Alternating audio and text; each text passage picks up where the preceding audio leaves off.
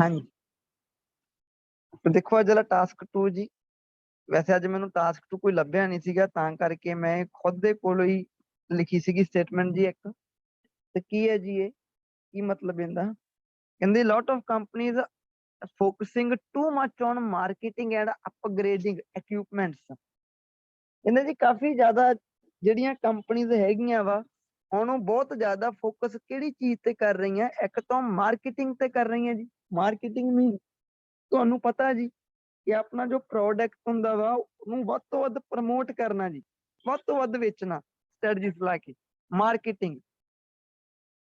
ਤਾਂ ਕਹਿੰਦੇ lot of company ਜਿਹੜੀਆਂ ਹੈਗੀਆਂ ਉਹ ਫੋਕਸ ਕਰਦੀਆਂ ਹੁਣ ਕਾਦੇ ਤੇ? ਮਾਰਕੀਟਿੰਗ ਤੇ ਆਪਣੇ ਦੂਜੇ ਨੰਬਰ ਤੇ ਚੀਜ਼ ਕਿਹੜੀ ਹੈ ਜੀ? ਪਹਿਲੇ ਨੰਬਰ ਤੇ ਇਹ ਚੀਜ਼ ਦਿੱਤੀ ਪਈ ਆ, ਦੂਜੇ ਨੰਬਰ ਤੇ ਆਪਣੇ ਜਿਹੜੇ ਇਕਵਿਪਮੈਂਟ ਆ ਉਹਨਾਂ ਦੀਆਂ ਕੰਪਨੀਆਂ ਦੇ ਵਿੱਚ, ਜਿਵੇਂ ਮਸ਼ੀਨਸ ਹੋ ਗਈਆਂ ਜੀ, ਉਹਨਾਂ ਨੂੰ ਅਪਗ੍ਰੇਡ ਕਰਨ ਤੇ ਬਹੁਤ ਫੋਕਸ ਕਰਦੀਆਂ। ਜੇ ਤੁਸੀਂ ਨੋਟਿਸ ਕਰੋ ਤਾਂ ਉਹਨਾਂ ਮਸ਼ੀਨਸ ਲੇਟੈਸਟ ਆਉਂਦੀਆਂ ਜੀ ਟੈਕਨੋਲੋਜੀ ਦੇ ਨਾਲ, ਤੇ ਜਦੋਂ ਹੀ ਉਹਨਾਂ ਦੀ ਕੋਈ ਮਸ਼ੀਨ ਵਗੈਰਾ ਉਹਨਾਂ ਨੂੰ ਲੱਗਦਾ ਕਿ ਇੱਕ ਹੁਣ ਨਵੀਂ ਲਾਂਚ ਹੋ ਗਈ, ਇਹਦੇ ਤੋਂ ਹੁਣ ਸਾਡਾ ਯਾਨੀ ਕਿ ਕੰਮ ਵਾਲਾ ਨਹੀਂ ਲੈ ਸਕਦੇ ਅਸੀਂ, ਉਹਨੂੰ ਅਪਗ੍ਰੇਡ ਕਰ ਦਿੰਦੇ ਆ ਜੀ, ਵਧੀਆ ਵਧੀਆ ਚੀਜ਼ਾਂ ਲਈ ਜਾਂਦੇ ਆ ਉਹ ਜੀ। ਫੋਰ ਐਗਜ਼ਾਮਪਲ ਮੰਨ ਕੇ ਲਓ ਕਿ ਮੈਨੂਫੈਕਚਰਿੰਗ ਕੰਪਨੀ ਆ ਜਿਹਦੇ ਵਿੱਚ 2 ਮਸ਼ੀਨਸ ਸੀਗੀਆਂ ਜੀ, ਹੁਣ ਇੱਕ ਹੋਰ ਮਸ਼ੀਨ ਲਾਂਚ ਹੋਈ ਹੈ ਜੋ ਦੋਨਾਂ ਜਿੰਨਾ ਕੰਮ ਕਰਦੀ, ਇਹ ਤੋਂ ਵੀ ਫਾਸਟ ਕਰਦੀ ਕੰਮ, ਤੇ ਇਹਨਾਂ ਨੇ ਕੀ ਕਰਨਾ?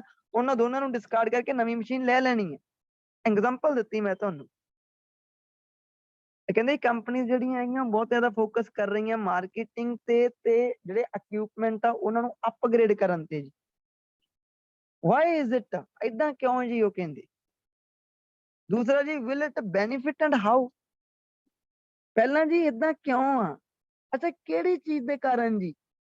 ਵੀ ਕਿਉਂ ਉਹ ਮਾਰਕੀਟਿੰਗ ਤੇ ਫੋਕਸ ਜ਼ਿਆਦਾ ਕਰ ਰਹੀਆਂ ਵਾ, ਕਿਉਂ ਉਹ ਇਕਵਿਪਮੈਂਟ ਤੇ ਫੋਕਸ ਜ਼ਿਆਦਾ ਕਰ ਰਹੀਆਂ ਵਾ?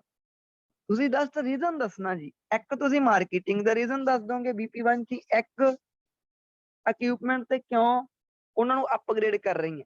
ਯਾਨੀ ਕਿ BP1 ਦੇ ਵਿੱਚ ਪੁਆਇੰਟ ਖੁਦ ਹੀ ਦਿੱਤੇ ਆ ਜੀ, ਤੁਸੀਂ ਜਸਟ ਰੀਜ਼ਨ ਲਿਖਣਾ ਕਿ ਮਾਰਕੀਟਿੰਗ ਤੇ ਫੋਕਸ ਕਿਉਂ ਹੋ ਰਿਹਾ ਵਾ ਤੇ ਇਕਵਿਪਮੈਂਟ ਨੂੰ ਅਪਗ੍ਰੇਡ ਕਰਨ ਤੇ ਫੋਕਸ ਕਿਉਂ ਹੋ ਰਿਹਾ ਜੀ। ਅੱਛਾ, ਫਿਰ ਦੂਸਰੇ BP ਦੇ ਵਿੱਚ ਉਹਨੇ ਕੀ ਪੁੱਛਿਆ ਜੀ? Will it benefit? ਕੀ ਇਹਦਾ ਬੈਨੀਫਿਟ ਹੋਊਗਾ ਜੀ? ਹੁਣ ਇਹਦਾ ਤਾਂ ਆਨਸਰ ਯੈਸ ਔਰ ਨੋ ਚ ਹੀ ਹੁੰਦਾ ਜੀ। ਜਾਂ ਕਹੋਗੇ ਯੈਸ ਜਾਂ ਕਹੋਗੇ ਨੋ। ਨਾਲ ਹੀ ਪੁੱਛ ਲਿਆ ਹਾਊ, ਵੀ ਕਿਵੇਂ? ਜੇ ਤੁਸੀਂ ਕਹਤਾ ਕਿ ਹਾਂਜੀ ਜੀ ਹੋਊਗਾ ਤਾਂ ਤੁਸੀਂ ਪ੍ਰੂਵ ਕਰਨਾ ਜੀ ਕਿਵੇਂ ਹੋਊਗਾ, ਤੇ ਜੇ ਤੁਸੀਂ ਕਹਤਾ ਜੀ ਨਹੀਂ ਤਾਂ ਫਿਰ ਵੀ ਹਾਊ ਦਾ ਆਨਸਰ ਤਾਂ ਨਾਲ ਹੈਗਾ ਹੀ ਹੈ ਜੀ। ਤੁਸੀਂ ਕਿਹਾ ਵੀ ਨੋ, ਮੈਨੂੰ ਲੱਗਦਾ ਬੈਨੀਫਿਟ ਹੋਊਗਾ, ਕਿਵੇਂ ਬੈਨੀਫਿਟ ਨਹੀਂ ਹੋਊਗਾ ਜੀ? ਹਾਂਜੀ, ਤਾਂ ਆਪਾਂ ਜਾ ਕੇ ਦੇਖਦੇ ਹਾਂ ਜੀ। ਤਾਂ ਮੈਨੂੰ ਇੱਕ ਵਾਰੀ ਯੈਸ ਔਰ ਨੋ ਦੱਸ ਦਿਓ ਜੀ ਕਿ ਕੀ ਤੁਹਾਨੂੰ ਪਤਾ ਲੱਗ ਗਿਆ ਜੀ ਐਸੇ ਦਾ ਕੀ ਮੀਨਿੰਗ ਆ, ਇਹਦਾ ਟਾਸਕ ਰਿਸਪੌਂਸ ਕਿਵੇਂ ਹੈਂਡਲ ਕਰਨਾ। ਇਹਦੀ ਡਿਜ਼ਾਈਨਿੰਗ ਉਦਾਂ ਦੀ ਕੀਤੀ ਆ, ਮੈਨੂੰ ਨਹੀਂ ਲੱਗਦਾ ਤੁਹਾਨੂੰ ਕੋਈ ਜਿਹੜੇ ਮੇਨ ਪੁਆਇੰਟ ਆ ਉਹ ਸਟੇਟਮੈਂਟ ਦੇ ਵਿੱਚ ਦਿੱਤੇ ਹੀ ਪਏ ਆ ਜੀ। ਜੇ ਰੀਜ਼ਨ ਕਿਸੇ ਚੀਜ਼ ਦੇ ਲਿਖਣੇ ਆ ਤਾਂ ਉਹ ਚੀਜ਼ ਤੁਹਾਡੇ ਸਾਹਮਣੇ ਪਈ ਹੈ ਜੀ ਅੱਜ, ਦੋਨੇ ਚੀਜ਼ਾਂ। ਯੈਸ ਔਰ ਨੋ ਜੀ? Yes yes sir. ਲੱਗਿਆ ਪਤਾ ਜੀ? ਸਰ ਮਾਰਕੀਟਿੰਗ ਵਿੱਚ ਆਪਾਂ ਇੱਕ ਵਾਰੀ Sir, ਸੋਚੋ how ਸਾਰੇ ਦਾ ਜਾਣੇ, answer ਇੱਕ ਵਾਰੀ ਕਿਸ ਹਲੇ ਨਾ ਤਰ੍ਹਾਂ? ਬੋਲੋ। ਹਾਊ ਦਾ ਮਤਲਬ ਕਿਵੇਂ? ਜੇ ਤੁਸੀਂ ਨਹੀਂ ਕਹਿੰਦੇ sir, ਜੀ ਬੈਨੀਫਿਟ ਕਰੂਗਾ, ਤੁਸੀਂ ਸੋਚਣਾ ਵੀ ਕਿਵੇਂ ਕਰੂਗਾ। ਹਾਂਜੀ ਸਰ, ਜਦੋਂ ਆਪਾਂ ਸੈਕਿੰਡ BP ਲਿਖਾਂਗੇ ਉਹਦੇ ਵਿੱਚ ਆਪਾਂ ਇਹਦਾ ਇੱਕ ਬੈਨੀਫਿਟ ਤੇ ਇੱਕ ਹਾਊ ਵਾਲਾ ਕੁਐਸਚਨ ਦਾ ਆਨਸਰ ਕਰਾਂਗੇ। ਨਹੀਂ ਏਦਾਂ ਨਹੀਂ ਜੀ, ਬੈਨੀਫਿਟ ਨਹੀਂ।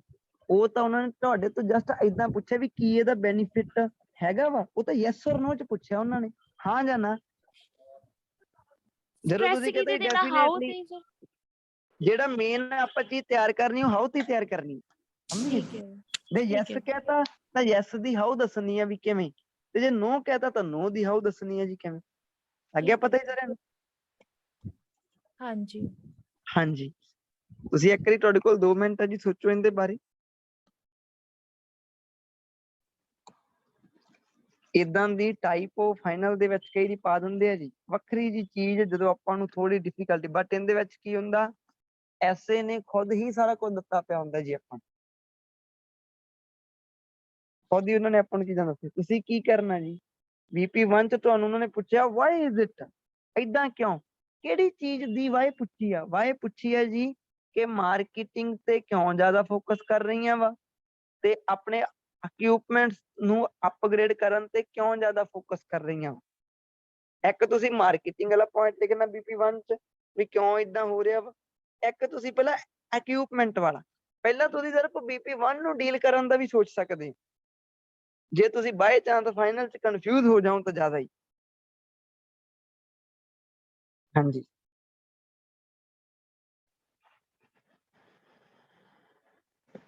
ਵਰਡਸ ਵਧੀਆ, ਜਿਵੇਂ ਅਪਗ੍ਰੇਡ ਨੂੰ ਹੋਰ ਕੀ ਕਹਿੰਦੇ ਆ ਜੀ? ਅਪਗ੍ਰੇਡ ਨੂੰ ਇੰਪਰੂਵ ਕਹਿ ਦਿੰਦੇ ਆ ਜੀ, ਨੋਟ ਕਰ ਲਓ। ਮੋਡੀਫਾਈ ਕਹਿ ਦਿੰਦੇ ਆ ਜੀ। ਇਕਵਿਪਮੈਂਟ ਨੂੰ ਗੈਜਟਸ ਕਹਿ ਦਿੰਦੇ ਆ ਜੀ, ਯਾਨੀ ਕਿ ਮਸ਼ੀਨਸ, ਯਾਨੀ ਕਿ ਮਸ਼ੀਨਰੀ। ਹਾਂਜੀ ਮਸ਼ੀਨਰੀ।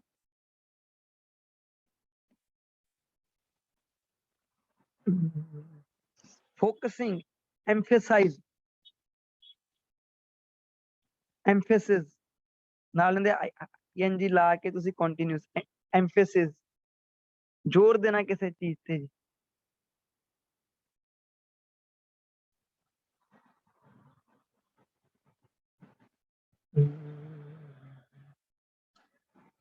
ਮਾਰਕੀਟਿੰਗ, ਮਾਰਕੀਟਿੰਗ ਨੂੰ ਐਡਵਰਟਾਈਜ਼ਿੰਗ ਵੀ ਕਹਿ ਦਿੰਦੇ ਜੀ ਵੈਸੇ, ਐਡਵਰਟਾਈਜ਼ਿੰਗ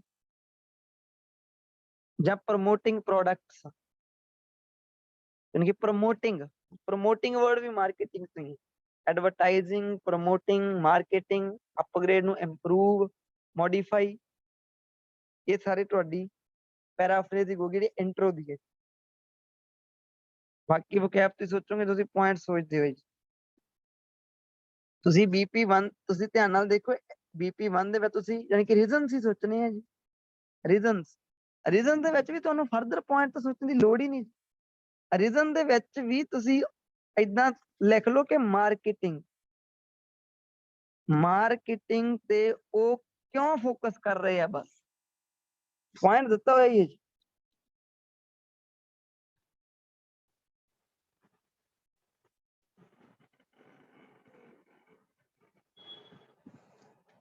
ਸਿੰਪਲ ਪੁਆਇੰਟ ਦੀ ਜਮਾ ਤੁਹਾਨੂੰ ਇਹ ਸਾਰਿਆਂ ਨੂੰ ਪਤਾ ਹੋਵੇ ਕਿ ਕੋਈ ਵੀ ਕੰਪਨੀ ਜੋ ਹੈ ਉਹ ਮਾਰਕੀਟਿੰਗ ਤੇ ਫੋਕਸ ਕਿਉਂ ਕਰੂਗੀ ਜੀ।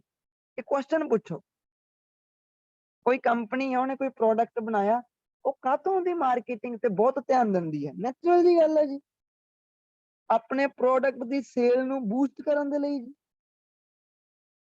ਇੱਕ ਜਾਨੀ ਕਿ ਗਰਾਊਂਡ ਲੈਵਲ ਦਾ ਆਈਡੀਆ ਜਿਹੜਾ ਹੈ ਸਿੰਪਲ ਜੀ, ਬੂਸਟ ਦਾ ਸੇਲ। ਇੱਕ ਕੰਪਨੀ ਮਾਰਕੀਟਿੰਗ ਤੇ ਕਿਉਂ ਇੰਨਾ ਧਿਆਨ ਦੇਊਗੀ ਜੀ? To boost the sale of product.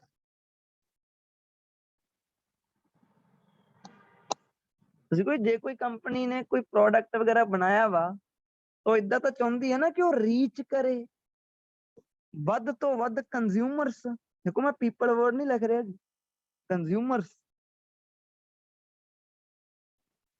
ਜਾਂ ਕਿਸੇ ਵੀ ਚੀਜ਼ ਦੇ ਜਿਹੜੇ ਪਰਚੇਜ਼ਰ ਆ, ਧਿਆਨ ਨਾਲ ਦੇਖਿਓ ਜੀ, ਵਰਡਸ ਨੂੰ ਨੋਟ ਕਰ ਲਓ, ਪਰਚੇਜ਼ਰਸ ਬਹੁਤ ਜ਼ਿਆਦਾ ਹੋਣ ਜੀ। ਇਹਦੇ ਨਾਲ ਤੁਸੀਂ ਕਹਦੇ ਹੋ ਜੇ ਆਪਾਂ ਓਵਰਆਲ ਦੇਖੀਏ ਤਾਂ ਕੰਪਨੀ ਦੀ ਗਰੋਥ ਦੇ ਵਿੱਚ ਹੈਲਪ ਕਰੂਗੀ ਜੀ ਇਹ ਚੀਜ਼,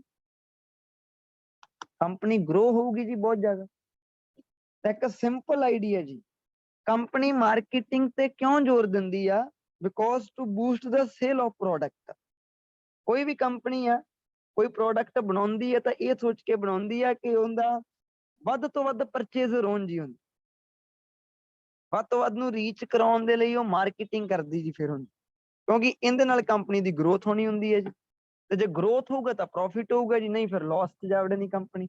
ਤਾਂ ਕਰਕੇ ਕੰਪਨੀਜ਼ ਦੇ ਲਈ ਮਾਰਕੀਟਿੰਗ ਜੋ ਹੈ ਉਹ ਇੱਕ ਪ੍ਰਾਇੋਰਟੀ ਮੰਨੀ ਜਾਂਦੀ ਹੈ ਜੀ ਹੁਣ ਦੇ ਸਮੇਂ ਦੇ ਵਿੱਚ।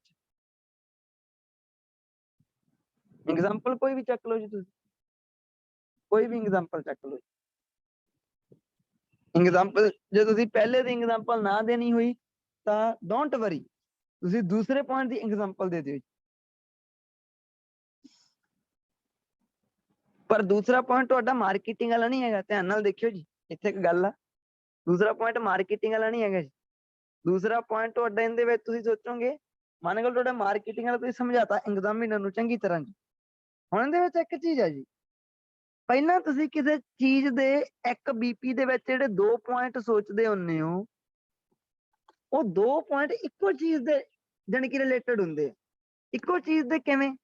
ਜਿਵੇਂ ਆਪਾਂ ਕਰੀਏ ਵੀ ਆਨਲਾਈਨ ਸ਼ਾਪਿੰਗ ਦੇ ਬੈਨੀਫਿਟ ਕੀ ਹੈ ਜੀ, ਦੋਨੇ ਬੈਨੀਫਿਟ ਆਨਲਾਈਨ ਸ਼ਾਪਿੰਗ ਦੇ ਹੁੰਦੇ ਆ।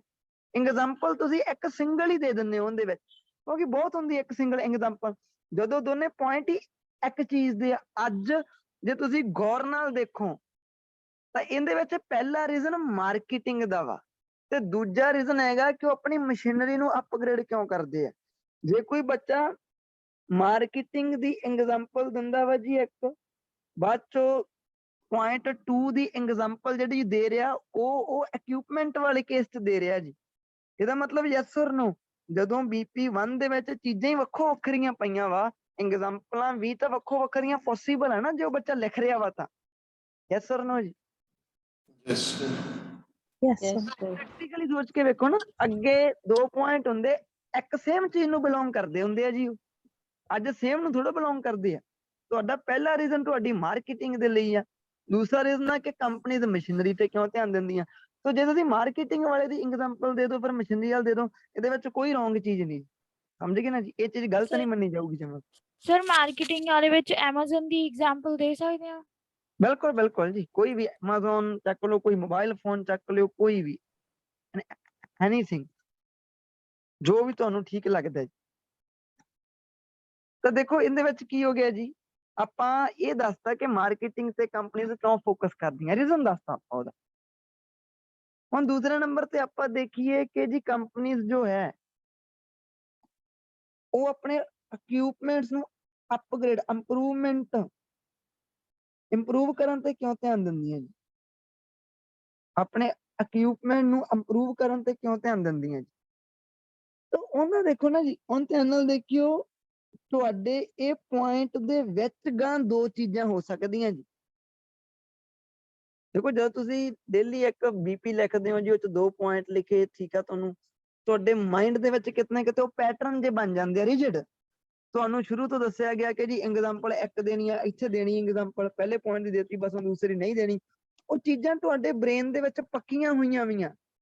ਜਦੋਂ ਉਹਨਾਂ ਚੀਜ਼ਾਂ ਦੇ ਵਿੱਚੋਂ ਕੋਈ ਨਾ ਕੋਈ ਚੀਜ਼ ਹਿੱਲਦੀ ਆ, ਕੋਈ ਨਾ ਕੋਈ ਪਰਸਨ ਉਹ ਚੀਜ਼ ਨੂੰ ਹਿਲਾਉਣ ਦੀ ਕੋਸ਼ਿਸ਼ ਕਰਦਾ ਵਾ, ਤੁਹਾਨੂੰ ਏਦਾਂ ਲੱਗਣ ਲੱਗ ਜਾਂਦਾ ਵੀ ਕਿਤੇ ਕੋਈ ਚੀਜ਼ ਰੋਂਗ ਨਾ ਹੋ ਰਹੀ ਹੋ। ਕਿਉਂ? ਕਿਉਂਕਿ ਉਹ ਚੀਜ਼ਾਂ ਤੁਹਾਡੇ ਬ੍ਰੇਨ ਦੇ ਵਿੱਚ ਪੱਕੀਆਂ ਹੋਈਆਂ, ਜਿਨ੍ਹਾਂ ਨੂੰ ਆਪਾਂ ਧਾਰਨਾਵਾਂ ਕਹਿ ਦਿੰਦੇ ਹਾਂ, ਬਲੀਫ ਸਿਸਟਮ ਬਣਿਆ ਹੋਇਆ। ਹੁਣ ਤੁਸੀਂ ਮੰਨ ਕੇ ਲਓ ਕਿ ਜਦੋਂ ਫਿਰ ਤੁਸੀਂ ਕੋਈ ਨਵੀਂ ਚੀਜ਼ ਦੇਖਦੇ ਹੋ, ਉਹਦੇ ਨਾਲ ਤੁਹਾਡੇ ਤੋਂ ਡੀਲ ਨਹੀਂ ਹੋ ਪਾਉਣੀ, ਕਿਉਂਕਿ ਤੁਸੀਂ ਕਿਹੜੀਆਂ ਚੀਜ਼ਾਂ ਤੇ ਪੱਕੇ ਹੋਏ ਹੋ, ਜਿਹੜੀਆਂ ਚੀਜ਼ਾਂ ਹਾਂਜੀ ਚੱਲ ਰਹੀਆਂ ਸੀਗੀਆਂ। ਬਟ ਐਗਜ਼ਾਮ ਦੇ ਵਿੱਚ ਹੁਣ ਦੇ ਸਮੇਂ 'ਚ ਜੇ ਆਪਾਂ ਗੱਲ ਕਰੀਏ ਤਾਂ ਕਿਹੜੀ ਟਾਈਪ ਦਾ ਟਾਸਕ ਟੂ ਕਿਵੇਂ ਮੋਲਡ ਕਰਕੇ ਪਾ ਦੇਣਾ ਐਗਜ਼ਾਮੀਨਰ ਤੇ ਹੀ ਡਿਪੈਂਡ ਕਰਦਾ। ਉੱਥੇ ਹੁਣ ਬੱਚੇ ਨੇ ਸਿੱਧੀਆਂ ਚੀਜ਼ਾਂ ਹੀ ਸਿੱਖੀਆਂ ਹੁੰਦੀਆਂ ਜੀ, ਬਸ ਸਿੱਧੇ ਪੁਆਇੰਟ ਆ, ਸਿੱਧੀ ਐਗਜ਼ਾਮਪਲ ਆ, ਬਸ ਬੀਪੀ 1 ਬਣਾ ਦਿਓ, ਆਹ ਬਣਾ ਦਿਓ। ਹੁਣ ਫਾਈਨਲ ਦੇ ਵਿੱਚ ਉਹ ਚੀਜ਼ਾਂ ਸਿੱਧੀਆਂ ਹੀ ਫੋਲੋ ਕਰਦਾ ਜੀ। ਤੇ ਉੱਥੇ ਹੁਣ ਜੇ ਬੀਪੀ ਨੂੰ ਮੋਲਡ ਕਰਕੇ ਪਾਇਆ ਹੋਇਆ, ਮੰਨ ਕੇ ਚਲੋ ਆਹ ਹੁਣ ਰੀਜ਼ਨ ਲਿਖਣੇ ਸੀਗੇ, ਇਹਦਾ ਪਹਿਲਾ ਰੀਜ਼ਨ ਮਾਰਕੀਟਿੰਗ ਤੇ ਆ, ਦੂਜਾ ਰੀਜ਼ਨ ਅਪਗ੍ਰੇਡ ਜਾਣੀ ਕਿ ਇਕਵਿਪਮੈਂਟ ਤੇ ਆ। ਹੁਣ ਇਹ ਤੁਸੀਂ ਧਿਆਨ ਨਾਲ ਦੇਖੋ ਤੇ ਜਿਹੜੇ ਆਪਾਂ ਬਾਕੀ ਟਾਸਕ ਟੂ ਕਰਦੇ ਹੁੰਦੇ ਆ ਤੇ ਇਹਦੇ ਵਿੱਚ ਫਰਕ ਆ ਥੋੜਾ ਜਿਹਾ। ਹੁਣ ਫਾਈਨਲ ਦੇ ਵਿੱਚ ਇਦਾਂ ਦੀ ਚੀਜ਼ ਬੱਚੇ ਨੂੰ ਡੀਲ ਨਹੀਂ ਕਰਨੀ ਆਉਂਦੀ। ਕਈ ਬੱਚੇ ਇਦਾਂ ਦੇ ਹੋਣਗੇ ਜਿਹੜਾ ਮਾਰਕੀਟਿੰਗ ਤੇ ਬੀਪੀ 1 ਬਣਾ ਦੇਣਗੇ, ਬਟ ਉਹ ਮਸ਼ੀਨਸ ਤੇ ਬੀਪੀ 2 ਬਣਾ ਦੇਣਗੇ। ਬਾਅਦ ਚ ਨੂੰ ਇਦਾਂ ਲੱਗੂ ਵੀ ਕੁਐਸਚਨ 2 ਦੇ ਵਿੱਚ ਕਿਤੇ ਬੈਨੀਫਿਟ ਤਾਂ ਨਹੀਂ ਜਾਣੀ ਕਿ ਪੁੱਛੀ ਜਾਂਦੇ, ਉਹਨਾਂ ਨੇ ਇੱਕ ਤੀਜਾ ਬੀਪੀ ਬੈਨੀਫਿਟ ਤੇ। ਇਦਾਂ ਚੀਜ਼ਾਂ ਹੋਈਆਂ ਕਿਉਂ? ਹੋਈਆਂ ਤਾਂ ਕਿਉਂਕਿ ਆਪਾਂ ਸੇਮ ਚੀਜ਼ਾਂ ਨਾਲ ਡੀਲ ਕਰਦੇ ਰਹਿੰਦੇ ਆ ਡੇਲੀ, ਤੇ ਜਦੋਂ ਨਵੀਂ ਚੀਜ਼ ਸਾਹਮਣੇ ਆਉਂਦੀ ਆ ਬ੍ਰੇਨ ਉਹਦੇ ਨਾਲ ਡੀਲ ਕਰ ਹੀ ਨਹੀਂ ਸਕਦਾ ਜੀ। ਯੈਸ ਔਰ ਨੋ ਜੀ? ਇਦਾਂ ਹੀ ਹੁੰਦਾ ਨਾ।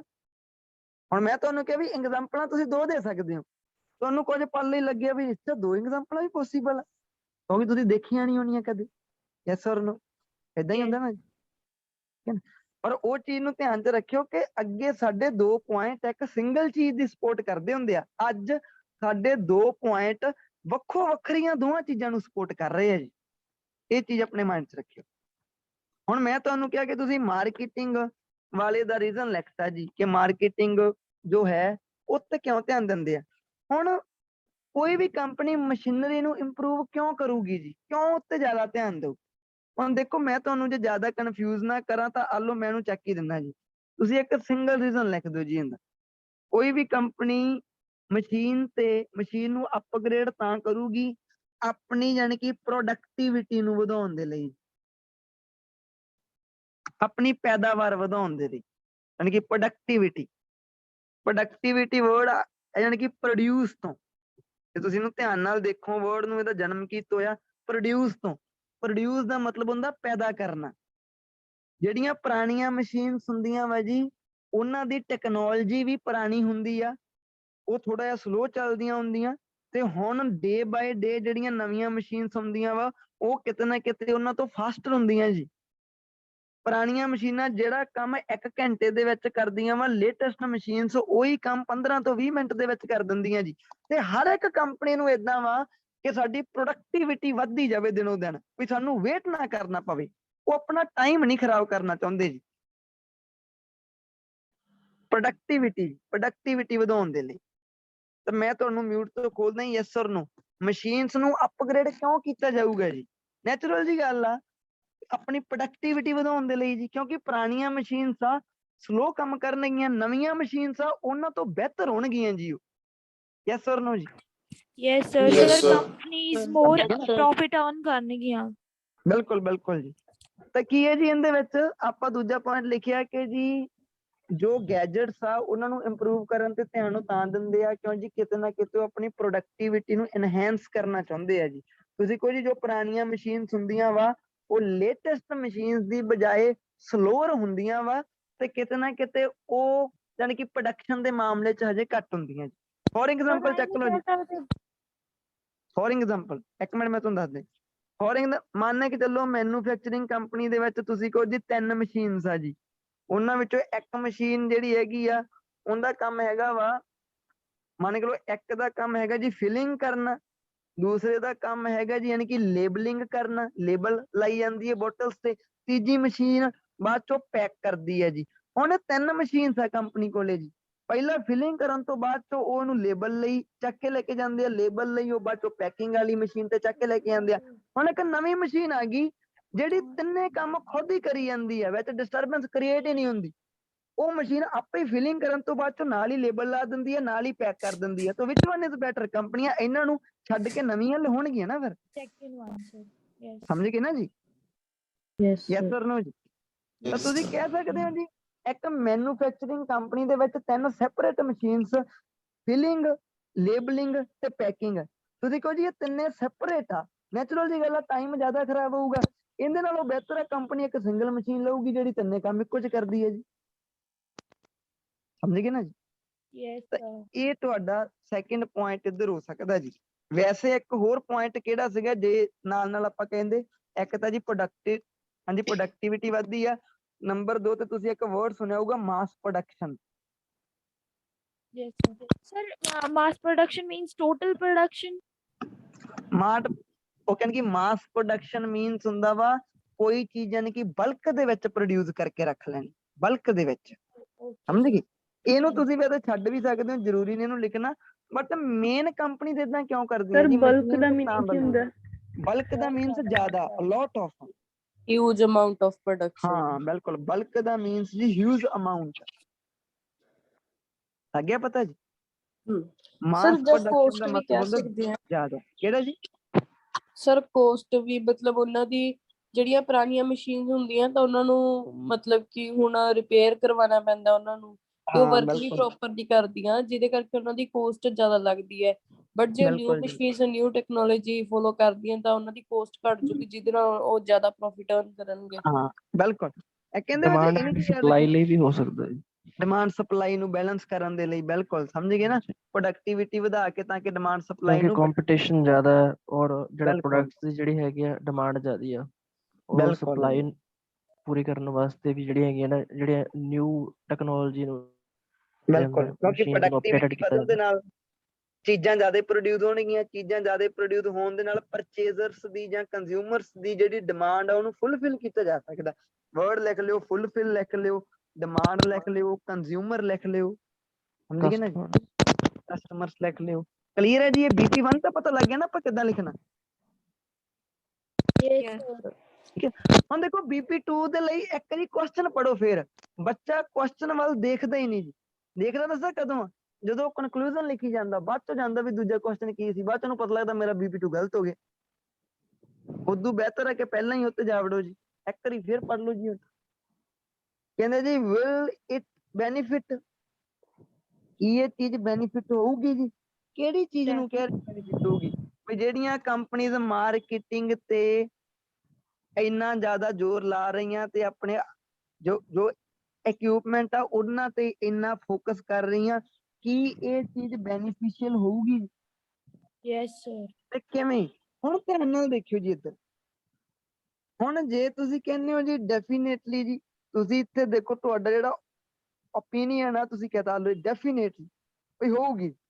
ਜੇ ਤੁਸੀਂ ਕਹਿੰਦੇ ਸ਼ੋਰ ਵੀ ਬਿਲਕੁਲ ਜੀ ਪੱਕਾ ਹੋਊਗੀ ਇਹ ਚੀਜ਼, ਹੁਣ ਤੁਸੀਂ ਸਾਬਿਤ ਕਰਨਾ ਜੀ ਕਿਵੇਂ? ਹੁਣ ਜਦੋਂ ਤੁਸੀਂ ਕਿਵੇਂ ਨੂੰ ਹੈਂਡਲ ਕਰਨ ਲੱਗੇ ਨਾ, ਜਦੋਂ ਤੁਸੀਂ BP2 ਬਣਾਉਣ ਲੱਗੇ, ਤੁਸੀਂ ਇਹ ਨੋਟਿਸ ਕਰੋਗੇ ਕਿ ਤੁਹਾਡੀ ਲੈਂਗੁਏਜ BP1 ਦੀ ਲੈਂਗੁਏਜ ਦੇ ਨਾਲ ਬਹੁਤ ਜ਼ਿਆਦਾ ਮੈਚ ਹੋਣ ਦੀ ਟਰਾਈ ਕਰੂਗੀ। ਹਾਂਜੀ ਧਿਆਨ ਨਾਲ ਸਰ। ਦੇਖਿਓ। ਹੁਣ ਤੁਸੀਂ ਕਿਹਾ ਜੀ ਬਿਲਕੁਲ ਜੀ ਇਹ ਬੈਨੀਫੀਸ਼ੀਅਲ ਆ, ਬਹੁਤ ਬੈਨੀਫਿਟ ਹੋਊਗਾ। ਕਿਵੇਂ? ਤੁਸੀਂ ਕਹੋ ਦੇਖੋ ਜੀ, ਜਦੋਂ ਆਪਾਂ ਮਾਰਕੀਟਿੰਗ ਜ਼ਿਆਦਾ ਕਰਾਂਗੇ ਤਾਂ ਜਿਹੜਾ ਉਹ ਪ੍ਰੋਡਕਟ ਆ ਉਹਦੀ ਸੇਲ ਵੱਧ ਜੂਗੀ। ਸੇਲ ਵਧਣ ਦੇ ਨਾਲ ਕੰਪਨੀ ਨੂੰ ਪ੍ਰੋਫਿਟ ਹੋਊਗਾ। ਤੇ ਯੈਸ ਔਰ ਨੋ ਦੱਸੋ ਮੈਨੂੰ ਕਿ ਆਪਾਂ ਪਿੱਛੇ ਵੀ ਕਿਹੜੀਆਂ ਗੱਲਾਂ ਕਰਕੇ ਆਏ ਆ? ਇਹੀ ਤਾਂ ਕਰਕੇ ਆਏ ਆ। ਹਾਂਜੀ ਕਰਕੇ ਆਏ ਆ ਜਾਂ ਨਹੀਂ? ਯੈਸ ਔਰ ਨੋ? Yes sir. ਤੁਸੀਂ ਕਹੋਗੇ ਜੀ ਜੇ ਉਹ ਆਪਣੀ ਮਸ਼ੀਨਸ ਨੂੰ ਅਪਗ੍ਰੇਡ ਕਰ ਲੈਣਗੀਆਂ ਤਾਂ ਜੀ ਪ੍ਰੋਡਕਟਿਵਿਟੀ ਵੱਧ ਜੂਗੀ, ਕਿੱਥੇ ਹੁਣ ਜ਼ਿਆਦਾ ਤੇਜ਼ ਕੰਮ ਹੋਣ ਲੱਗ ਜੂਗਾ, ਸਪਲਾਈ ਡਿਮਾਂਡ ਦੀ ਨੀਡ ਪੂਰੀ ਹੋ ਜੂ। ਯੈਸ ਔਰ ਨੋ? ਆਹੀ ਤਾਂ ਸਾਰੀਆਂ ਗੱਲਾਂ BP1 ਤੁਸੀਂ ਕਰਕੇ ਆਏ ਹੋ। ਯੈਸ ਬੈਨੀਫਿਟ ਦੀ ਐਕਸਪਲੇਨੇਸ਼ਨ ਕਰਨੀ ਹੈ। ਹਾਂ, ਬੈਨੀਫਿਟ ਦੀ ਐਕਸਪਲੇਨੇਸ਼ਨ। ਧਿਆਨ ਨਾਲ ਦੇਖੋ ਜੀ। ਅੱਛਾ, ਤੁਸੀਂ ਏਦਾਂ ਵੀ ਤੁਹਾਨੂੰ ਉਹਨਾਂ ਨੇ ਪੁੱਛਿਆ ਕਿ ਜੀ ਇਹ ਚੀਜ਼ ਬੈਨੀਫਿਟ ਕਰੂਗੀ, ਤੁਸੀਂ ਏਦਾਂ ਵੀ ਤਾਂ ਕਹਿ ਸਕਦੇ ਹੋ ਕਿ ਨਹੀਂ ਜੀ ਮੈਨੂੰ ਨਹੀਂ ਲੱਗਦਾ ਵੀ ਇਹ ਇੰਨਾ ਬੈਨੀਫਿਟ ਕਰਦੀ ਆ। ਏਦਾਂ ਵੀ ਤਾਂ ਕਹਿ ਸਕਦੇ ਹੋ। ਹਾਂਜੀ, ਫਿਰ ਹਾਂਜੀ ਨੈਗੇਟਿਵ ਦੀ sir, ਕਰ ਐਕਸਪਲੇਨੇਸ਼ਨ ਹੋ ਸਕਦੇ ਹਾਂ। ਜਾਏਗੀ। ਤੁਸੀਂ ਦੂਜੇ ਪਾਸੇ ਵੀ ਤਾਂ ਜਾ ਹੀ ਸਕਦੇ ਹੋ ਕਿ ਨਹੀਂ ਜੀ ਮੈਨੂੰ ਨਹੀਂ ਲੱਗਦਾ ਇਹ ਚੀਜ਼ ਬੈਨੀਫਿਟ ਕਰਦੀ ਹੈ। ਹਾਂਜੀ ਸਰ, ਹੋ ਸਕਦਾ ਅੱਛਾ ਹੈ ਜੀ। ਤੁਸੀਂ ਧਿਆਨ ਨਾਲ ਦੇਖਿਓ, ਉਹ ਤੁਹਾਨੂੰ ਕਹਿ ਰਹੇ ਆ ਜੀ ਵੀ ਕੀ ਇਹ ਚੀਜ਼ ਬੈਨੀਫਿਟ ਕਰਦੀ ਆ ਤੇ ਕਿਵੇਂ? ਤੇ ਤੁਸੀਂ ਏਦਾਂ ਵੀ ਕਹਿ ਸਕਦੇ ਹੋ ਕਿਉਂਕਿ ਤੁਹਾਡੀ ਮਰਜ਼ੀ ਹੈ ਨਾ, ਤੁਸੀਂ BP1 ਨੂੰ ਕਿਵੇਂ ਡਰਾਈਵ ਕਰਨਾ ਚਾਹੁੰਦੇ ਹੋ। ਤੁਸੀਂ ਏਦਾਂ ਕਹਿ ਸਕਦੇ ਹੋ। ਆਪਣੇ ਓਪੀਨੀਅਨ ਹੋ ਗਿਆ ਨਾ ਜੀ। ਹਾਂਜੀ ਬਿਲਕੁਲ। ਅੱਛਾ, ਤੁਸੀਂ ਏਦਾਂ ਕਹਿ ਸਕਦੇ ਹੋ ਕਿ ਜੀ ਜੇ ਮੈਂ ਕੰਪਨੀ ਦੇ ਪਰਸਪੈਕਟਿਵ ਤੋਂ ਦੇਖਾਂ ਤਾਂ ਇਹ ਚੀਜ਼ ਬੈਨੀਫੀਸ਼ੀਅਲ ਚਲੋ ਹੈਗੀ ਆ, ਬਟ ਜੇ ਮੈਂ ਕੁਝ ਕੁ ਹੋਰ ਕੇਸਸ ਦੇ ਵਿੱਚ ਦੇਖਾਂ ਤਾਂ ਇਹਦੇ ਬੈਨੀਫਿਟ ਹੈ ਨਹੀਂਗੇ ਜੀ। ਏਦਾਂ ਵੀ ਡੀਲ ਕਰ ਸਕਦੇ ਆ ਜੀ। ਯੈਸ ਕੰਪਨੀ ਲਈ ਕਰ ਸਕਦੇ ਬੈਨੀਫਿਸ਼ੀਅਲ ਆ, ਬਟ ਇੱਕ ਦੋ ਹੋਰ ਚੀਜ਼ਾਂ ਉਹਦੇ ਵਿੱਚ ਇਹਦਾ ਆਪਾਂ ਨੂੰ ਇੰਨਾ ਬੈਨੀਫਿਟ ਨਹੀਂ, ਉਧਰ ਨੁਕਸਾਨ ਆ ਇਹਦੇ। ਜਿਵੇਂ ਕਿ ਸਰ ਜੌਬ ਓਪਰਚੁਨਿਟੀਜ਼ ਘਟ ਜਾਣਗੀਆਂ ਜੇ ਹਾਂ, ਮੈਂ ਤੁਹਾਨੂੰ ਮਸ਼ੀਨਸ ਹੀ ਦੱਸਦਾ। ਆ ਜਾਣ। ਹੁਣ ਦੇਖੋ, ਹੁਣ ਇਹਨੂੰ ਹੈਂਡਲ ਕਰਿਓ ਧਿਆਨ ਨਾਲ। ਤੁਸੀਂ ਕਹੋਗੇ ਜੀ ਮਾਰਕੀਟਿੰਗ ਤੇ ਫੋਕਸ ਕਰਨਾ ਕੰਪਨੀ ਲਈ ਤਾਂ ਬੈਨੀਫੀਸ਼ੀਅਲ ਹੋ ਸਕਦਾ ਵਾ, ਬਟ ਇਹ ਕਿਤੇ ਨਾ ਕਿਤੇ ਲੋਕਾਂ ਨੂੰ ਮਨੀ, ਉਹ ਕਹਿੰਦੇ ਕਿ ਸਪੈਂਡਰ ਬਣਾ ਦਿੰਦੇ ਆ ਜ਼ਿਆਦਾ, ਕਿਉਂਕਿ ਮਾਰਕੀਟਿੰਗ ਜਦੋਂ ਵੱਧਦੀ ਕਿਸੇ ਪ੍ਰੋਡਕਟ ਦੀ ਤਾਂ ਲੋਕੀ ਉਹਨੂੰ ਵੈਸੇ ਹੀ ਖਰੀਦਦੇ ਆ, ਚਾਹੇ ਜ਼ਰੂਰਤ ਹੈਗੀ ਆ ਚਾਹੇ ਨਹੀਂ ਵੀ ਹੈਗੀ। ਯੈਸ ਔਰ no? Ask Yes, response sir. ਦੇਖਿਓ। ਤੁਸੀਂ Sir, ਕਹਿ ਰਹੇ ਹੋ ਜੀ। ਹਾਂਜੀ ਸਰ ਇਹ ਵੀ ਕਹਿ ਸਕਦੇ ਆ ਜਦੋਂ ਲੋਕਾਂ ਦਾ ਯੂਜ਼ ਐਂਡ ਥਰੋ ਵਾਲਾ ਨੇਚਰ ਹੋ ਜਾਂਦਾ ਤਾਂ ਇਹਦੇ ਨਾਲ এনवायरमेंट ਤੇ ਵੀ ਇਫੈਕਟ ਪੈਂਦਾ।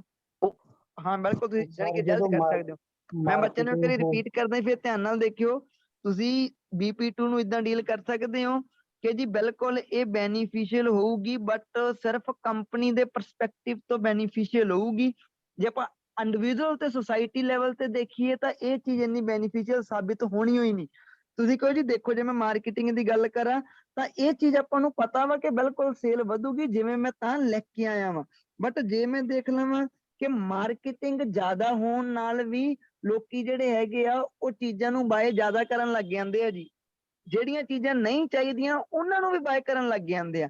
ਤਾਂ ਕਰਕੇ ਮਾਰਕੀਟਿੰਗ ਲੋਕਾਂ ਦੇ ਲਈ ਇੰਨੀ ਜ਼ਿਆਦਾ ਬੈਨੀਫੀਸ਼ੀਅਲ ਨਹੀਂ ਹੋਣੀ। ਹਾਂ, ਕੰਪਨੀ ਲਈ ਜ਼ਰੂਰ ਹੋਊਗੀ। ਯੈਸ ਔਰ ਨੋ?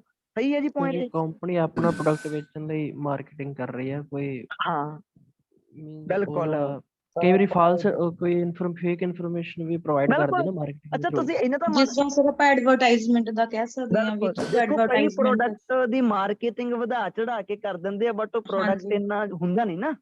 ਸਮਝਦੇ ਹੋ ਨਾ? Yes, sir. ਹੁਣ ਓਵਰਵੈਲਮਿੰਗ ਦੇਖੋ, ਹੁੰਦੀ ਹੈ। ਕੰਪਨੀ ਨੂੰ ਤਾਂ ਫਾਇਦਾ ਹੋ ਗਿਆ, ਬਟ ਇੰਡੀਵਿਜੂਅਲ ਲੈਵਲ ਤੇ ਤਾਂ ਨਹੀਂ ਨਾ ਫਾਇਦਾ ਹੋਇਆ ਇਹਦਾ ਇੰਨਾ ਸੋਸਾਇਟੀ ਨੂੰ। No sir.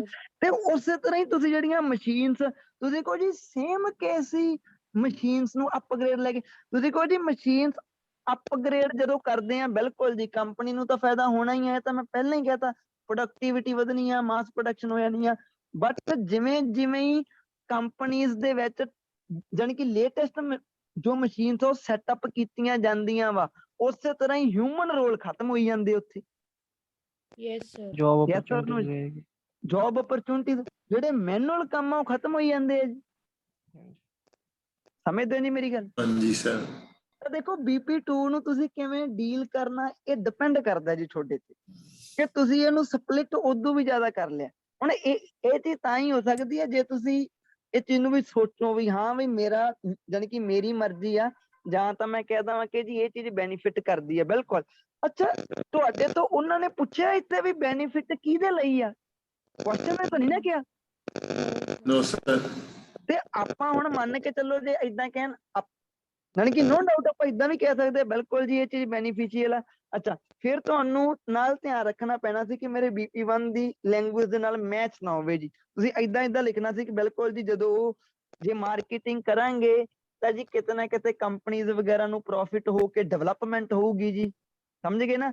ਦੇਸ਼ ਤੁਸੀਂ ਕਹਿ ਰਹੇ ਹੋ ਇਹਦੇ ਨਾਲ ਕਿਤੇ ਨਾ ਕਿਤੇ ਕਿ GDP ਤੇ ਵੀ ਪ੍ਰਭਾਵ ਪੈਂਦਾ, ਕਿਉਂਕਿ ਮਾਰਕੀਟਿੰਗ ਦੇ ਵਿੱਚ ਪੈਸਾ ਫਲੋ ਹੋਣ ਲੱਗ ਜਾਂਦਾ ਨਾ, ਬਾਇਰ ਜ਼ਿਆਦਾ ਹੋਣਗੇ ਤਾਂ ਹਾਂਜੀ ਤੁਹਾਨੂੰ ਫਿਰ BP1 ਤੋਂ ਲੈਂਗੁਏਜ ਵੱਖਰੀ ਕੱਢਣੀ ਪੈਣੀ। ਦਿੱਕਤ ਉਹ ਚ ਕੋਈ ਨਹੀਂ। ਜੇ ਤੁਸੀਂ ਉਦਾਂ ਕਰ ਸਕਦੇ ਹੋ ਤਾਂ ਵੈਲ ਐਂਡ ਗੁੱਡ। ਹੁਣ ਜੇ ਮੰਨ ਕੇ ਲਓ ਮੈਂ BP2 ਲਿਖਣਾ ਹੋਵੇ, ਮੈਨੂੰ ਪਤਾ ਮੈਂ BP1 ਚ ਕਿਹੜੀਆਂ ਲਾਈਨਾਂ ਲਿਖੀਆਂ, ਮੈਂ ਕੀ ਕਹੂੰਗਾ? ਮੈਂ ਕੁਝ ਦੇਖੋ ਮਾਰਕੀਟਿੰਗ ਕਰਨ ਦਾ ਬੈਨੀਫਿਟ ਇੱਕ ਹੁੰਦਾ ਵਾ, ਇਹਦੇ ਨਾਲ ਆਪਣੀ GDP ਵੱਧਦੀ ਹੈ ਸਾਰੀ ਕੰਟਰੀ ਦੀ। ਮੈਂ ਕੁਝ ਦੇਖੋ ਜਿੰਨੀ ਜ਼ਿਆਦਾ ਮਾਰਕੀਟਿੰਗ ਵਧੀਆ ਤਰੀਕੇ ਨਾਲ ਹੋਣ ਲੱਗ ਗਈ ਤੇ ਲੋਕਾਂ ਨੇ ਜ਼ਿਆਦਾ ਚੀਜ਼ਾਂ ਖਰੀਦਣ ਲੱਗ ਜਾਣੀਆਂ, ਉਹਦੇ ਨਾਲ ਦੇਸ਼ ਦੀ GDP ਵੱਧ ਜਾਣੀ ਹੈ ਜੀ, ਕਿਉਂਕਿ ਜਾਣੀ ਕਿ ਮਾਰਕੀਟ ਦੇ ਵਿੱਚ ਪੈਸਾ ਜ਼ਿਆਦਾ ਫਲੋ ਹੋਣ ਲੱਗ ਜੂਗਾ ਜੀ। ਇਹ ਮੇਰਾ ਪਹਿਲਾ ਪੁਆਇੰਟ ਹੋ ਗਿਆ ਜੀ। ਤੇ ਦੂਜਾ ਪੁਆਇੰਟ ਮੈਂ ਲਿਖਿਆ, ਮੈਂ ਕੁਝ ਬਿਲਕੁਲ ਮਸ਼ੀਨ ਦੇ ਅਪਗ੍ਰੇਡ ਹੋਣ ਦੇ ਨਾਲ ਵੀ ਮੈਂ ਕੋਈ ਬਹੁਤ ਜ਼ਿਆਦਾ ਬੈਨੀਫਿਟ ਹੁੰਦਾ ਜੀ।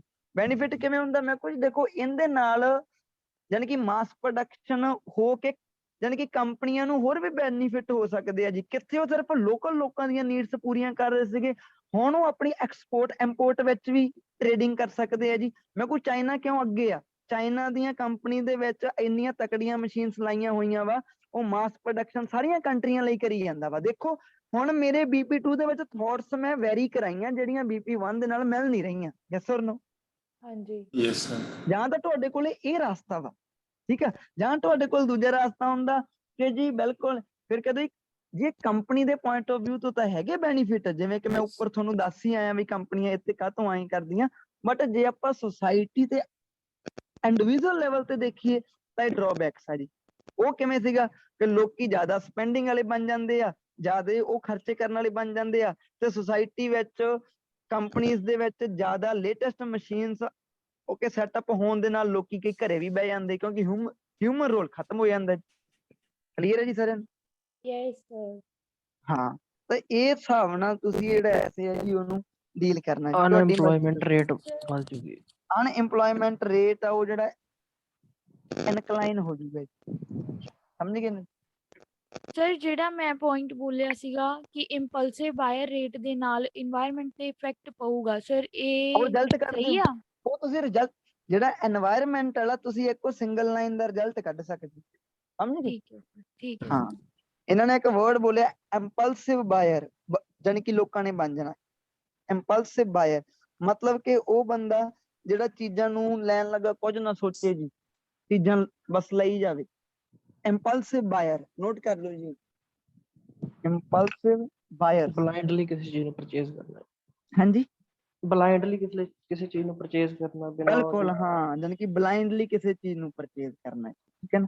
ਮੈਂ ਤੁਹਾਨੂੰ ਟਾਸਕ, ਹਾਂਜੀ, ਮੈਂ ਤੁਹਾਨੂੰ ਟਾਸਕ 1 ਭੇਜਦਾ ਜੀ, ਦੇਖਿਓ। ਉਹਨਾਂ ਟਾਈਮ ਸਾਰਿਆਂ ਨੇ ਆਪਣੇ ਮਾਈਂਡ ਦੇ ਵਿੱਚ ਸੈੱਟ ਕਰੋ ਜੀ ਇਹਨੂੰ ਟਾਸਕ 2 ਨੂੰ, ਤੇ ਮੈਂ ਤੁਹਾਨੂੰ ਟਾਸਕ 1 ਭੇਜਦੇ। ਹਾਂਜੀ ਮੈਂ ਓਕੇ, ਮਿਲ ਗਏ ਨਾ ਹੁਣ ਤੁਹਾਨੂੰ? ਚਲੋ ਮੈਂ ਕਰ ਦਿੰਦਾ ਡੋਂਟ ਵਰੀ। ਠੀਕ, ਓਕੇ।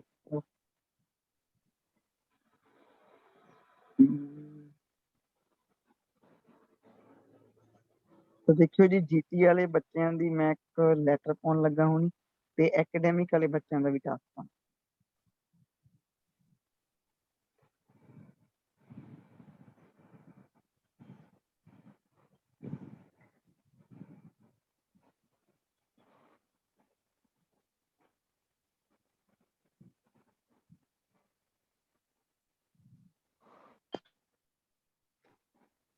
ਦੇਖੋ ਜੀ ਮੈਂ ਸੈਂਡ ਕਰਤਾ। ਤੇ ਐਕੈਡੈਮਿਕ ਵਾਲੇ ਬੱਚਿਆਂ ਦਾ ਟਾਸਕ 1।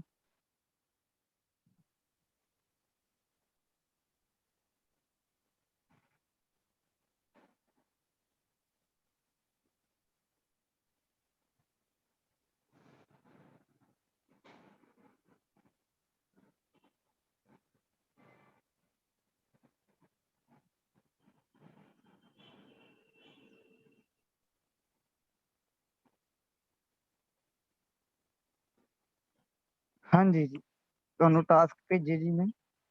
ਦੋਨਾਂ ਦੇ ਟਾਸਕ ਸੌਖੇ ਆ। ਬਾਰ ਗ੍ਰਾਫ ਦੇ ਵਿੱਚ ਇੰਟਰਨੈਟ ਯੂਜ਼ਰ ਲਿਖੇ ਹੋਏ ਆ ਜੀ, ਅਕੋਰਡਿੰਗ ਟੂ ਏਜ ਲਿਖੇ ਆ ਜੀ ਉਹਨਾਂ ਦੇ ਵੀ ਕਿੰਨੀ ਕਿੰਨੀ ਉਮਰ ਦੇ ਲੋਕ ਇੰਟਰਨੈਟ ਯੂਜ਼ ਕਰਦੇ ਆ ਜੀ। ਤਾਂ ਮੈਂ ਤੁਹਾਨੂੰ ਇਸ ਸਕਰੀਨ ਤੇ ਸ਼ੋ ਕਰਦਾ ਇੱਕ ਵਾਰ।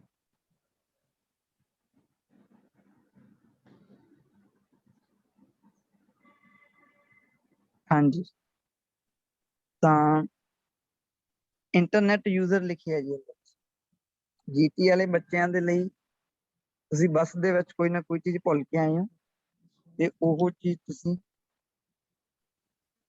ਜੋ ਕਸਟਮਰ ਸਰਵਿਸ ਆ ਉਹਨਾਂ ਦੇ ਨਾਲ ਕੰਟੈਕਟ ਕਰਨਾ ਜੀ ਬਸ, ਕਿ ਤੁਸੀਂ ਕੀ ਭੁੱਲੇ ਹੋ ਕੀ ਨਹੀਂ ਭੁੱਲੇ।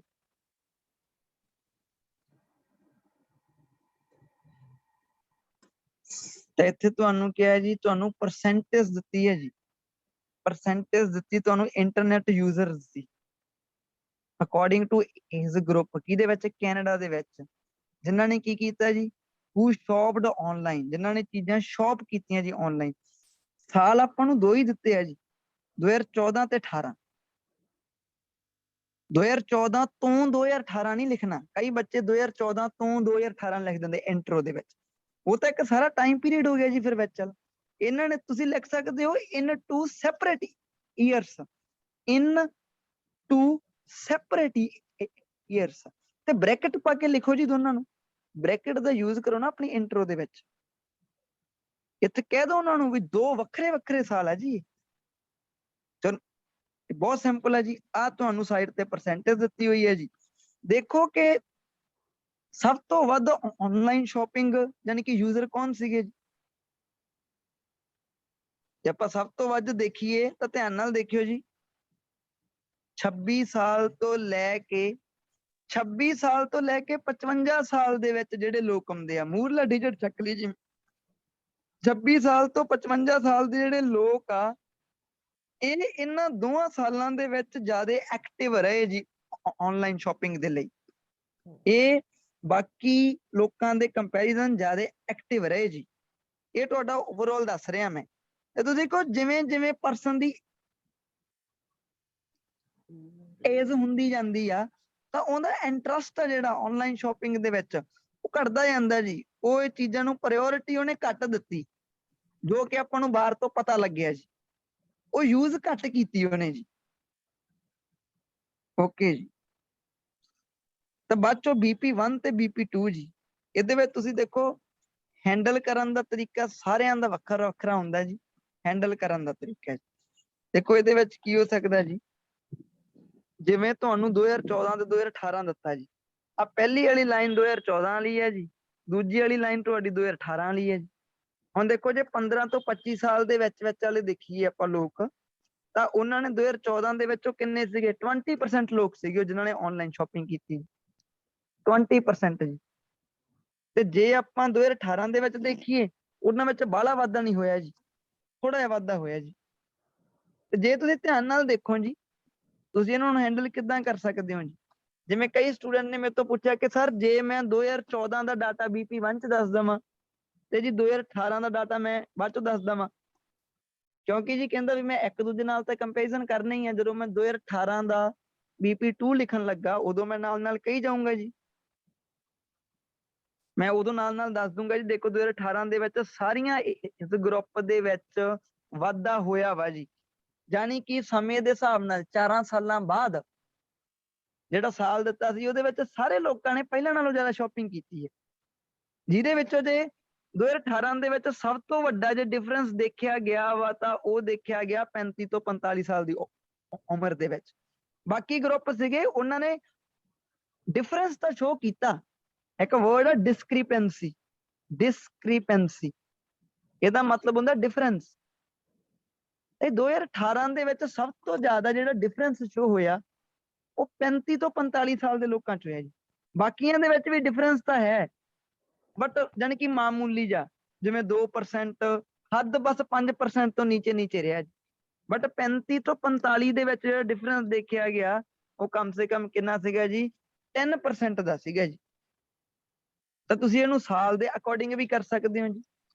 ਹੁਣ ਕਈ ਬੱਚੇ ਕਹਿ ਰਹੇ ਆ ਕਿ ਸਰ ਜੇ ਮੈਂ ਇਹਨੂੰ ਸਾਲ ਦੇ ਅਕੋਰਡਿੰਗ ਦੀ ਜਗ੍ਹਾ ਪ੍ਰਾਇੋਰਟੀ ਏਦਾਂ ਦੇਵਾਂ ਜੀ ਕਿ ਜੀ ਮੈਂ ਕਹਾਂ ਕਿ ਜੀ ਪਹਿਲੇ ਤਿੰਨ ਲਗਾਤਾਰ ਵੱਧ ਰਹੇ ਆ, 15 ਤੋਂ 45 ਵਾਲੇ ਲੋਕ ਹਲੇ ਤੱਕ ਇੱਥੇ ਵੱਧ ਰਹੇ, ਸਰ ਮੈਂ ਇਹਨਾਂ ਨੂੰ BP1 ਚ ਦੱਸ ਦਿੰਦਾ ਵਾ, BP2 ਚ ਮੈਂ ਸ਼ੋਅ ਕਰੂੰਗਾ ਕਿ ਜੀ ਜਦੋਂ 45 ਸਾਲ ਤੋਂ ਉਮਰ ਉੱਪਰ ਹੋਊਗੀ ਤਾਂ ਉਦੋਂ ਜਿਹੜੀ ਆਨਲਾਈਨ ਸ਼ਾਪਿੰਗ ਆ ਉਹਦੇ ਜਿਹੜੇ ਯੂਜ਼ਰ ਸੀਗੇ ਉਹ ਘਟਨੇ ਸ਼ੁਰੂ ਹੋ ਗਏ ਜੀ। ਯਾਨੀ ਕਿ ਆ ਮੇਰਾ BP1 ਜੀ, ਇੱਕ ਦੂਜੇ ਨਾਲ ਕੰਪੈਰੀਜ਼ਨ, ਆ ਮੇਰਾ BP2 ਜੀ। ਤਾਂ ਦੇਖੋ ਇਹ ਆਪਣੇ ਬ੍ਰੇਨ ਦੀ ਲੌਜੀਕਲ ਥਿੰਕਿੰਗ ਹੁੰਦੀ ਆ। ਫਾਈਨਲ ਦੇ ਵਿੱਚ ਤੁਹਾਡੇ ਮਾਈਂਡ 'ਚ ਹੋਰ ਥੋਟ ਹੋਣਗੀਆਂ ਜੀ, ਇਹ ਸੇਮ ਥੋਟ ਨਹੀਂ ਹੋਣੀਆਂ ਤੁਹਾਡੇ ਮਾਈਂਡ 'ਚ। ਤਾਂ ਤੁਸੀਂ ਚਾਹੇ ਸਾਲ ਦੇ ਅਕੋਰਡਿੰਗ ਕਰ ਲਓ, ਤੁਸੀਂ ਚਾਹੇ ਇਹਨਾਂ ਦੇ ਯਾਨੀ ਕਿ ਗਰੁੱਪ ਦੇ ਅਕੋਰਡਿੰਗ ਚੱਕ ਲਓ ਜੀ, ਤਾਂ ਇਹ ਤੁਹਾਡੀ ਮਰਜ਼ੀ ਆ। ਪਰ ਤੁਸੀਂ ਜਿਵੇਂ ਵੀ ਲਿਖਣਾ ਵਾ ਰੀਡਰ ਨੂੰ ਸਮਝ ਆਉਣਾ ਚਾਹੀਦਾ ਜੀ, ਬਸ ਕਨਫਿਊਜ਼ ਨਹੀਂ ਹੋਣਾ ਚਾਹੀਦਾ ਰੀਡਰ। ਤੁਸੀਂ ਪਹਿਲਾਂ 15 ਤੋਂ 25 ਵਾਲਾ ਚੱਕ ਲਓ ਜੀ, ਦੱਸ ਦਿਓ 2014 ਤੋਂ ਇਹਨਾਂ ਵਿੱਚ ਕਿੰਨਾ ਡਿਫਰੈਂਸ ਸੀਗਾ। ਫਿਰ ਦੇਖੋ ਕਿ ਜੀ ਜੇ ਆਪਾਂ ਦੂਜਾ ਗਰੁੱਪ ਦੇਖੀਏ 26 ਤੋਂ 35, ਉਹ ਇਹਨਾਂ ਦੇ ਨਾਲੋਂ ਜ਼ਿਆਦਾ ਨੇ ਸ਼ਾਪਿੰਗ ਕੀਤੀ ਹੈ ਜੀ। ਫਾਸਲਾ ਦੱਸ ਦਿਓ ਇਹਨਾਂ 'ਚ ਲਗਭਗ ਕਿੰਨਾ ਜੀ। ਤੇ ਬਾਅਦ ਚੋਂ ਦੱਸ ਦਿਓ ਜੀ ਜਦੋਂ ਆਪਣੀ ਏਜ ਜਿਹੜੀ ਲੋਕਾਂ ਦੀ ਹੈਗੀ ਆ ਹੋਰ ਵੱਧਦੀ ਗਈ ਜੀ, ਉਦੋਂ ਉਹਨਾਂ ਦਾ ਇੰਟਰਸਟ ਹੋਰ ਹੋ ਗਿਆ ਜੀ। ਤੇ ਇੱਥੇ ਸਭ ਤੋਂ ਵੱਡਾ ਡਿਫਰੈਂਸ ਦੇਖਿਆ ਗਿਆ, ਤੁਸੀਂ ਕਹਿ ਦਿਓ। ਹੁਣ ਤੁਸੀਂ BP2 ਚ ਕਹਿ ਦਿਓ ਜੀ, ਬਟ ਜਦੋਂ 45 ਪਲੱਸ ਹੋ ਜਾਂਦਾ ਬੰਦਾ ਉਦੋਂ ਕੀ ਹੋਣ ਲੱਗਦਾ, ਉਹ ਚੀਜ਼ ਘਟਣ ਲੱਗ ਜਾਂਦੀ ਹੈ। ਯੈਸ ਔਰ ਨੋ ਜੀ। ਪਤਾ ਲੱਗ ਗਿਆ ਵੀ ਕਿਹੜੇ ਦੋ ਤਰੀਕਿਆਂ ਦੇ ਨਾਲ ਤੁਸੀਂ ਇਹਨੂੰ ਡੀਲ ਕਰ ਸਕਦੇ ਹੋ ਜੀ। ਕਲੀਅਰ ਹੈ ਜੀ ਸਾਰਿਆਂ ਨੂੰ ਇਹ ਚੀਜ਼? ਹਾਂਜੀ ਕਲੀਅਰ ਹੈ ਜੀ? ਹਾਂਜੀ ਸਰ। ਠੀਕ ਹੈ ਜੀ, ਮੈਨੂੰ ਯੈਸ ਔਰ ਨੋ ਦੱਸ ਦਿਓ। ਸਰ ਟਾਸਕ ਹਾਂਜੀ। 1 ਦੀ ਸਟਰਕਚਰ ਦੇ ਦਿਓ। ਦੇਖੋ ਟਾਸਕ 1 ਦੀ ਕੋਈ Sentence। ਪਾਰਟਿਕੂਲਰ ਸਟਰਕਚਰ ਨਹੀਂ, ਤੁਸੀਂ ਮੈਨੂੰ ਇਹ ਲਿਖ ਕੇ ਸੈਂਡ ਕਰੋਗੇ, ਮੈਨੂੰ ਪਤਾ ਲੱਗੂਗਾ ਤੁਸੀਂ ਕਿਹੜੀਆਂ ਚੀਜ਼ਾਂ ਕੀਤੀਆਂ, ਕਿਵੇਂ ਕੰਪੈਰੀਜ਼ਨ ਕੀਤਾ, ਕਿਹੜੀਆਂ ਸਟਰਕਚਰਾਂ ਯੂਜ਼ ਕੀਤੀਆਂ। ਇਹਦੀ ਕੋਈ ਪਾਰਟਿਕੂਲਰ ਸਟਰਕਚਰ ਨਹੀਂ।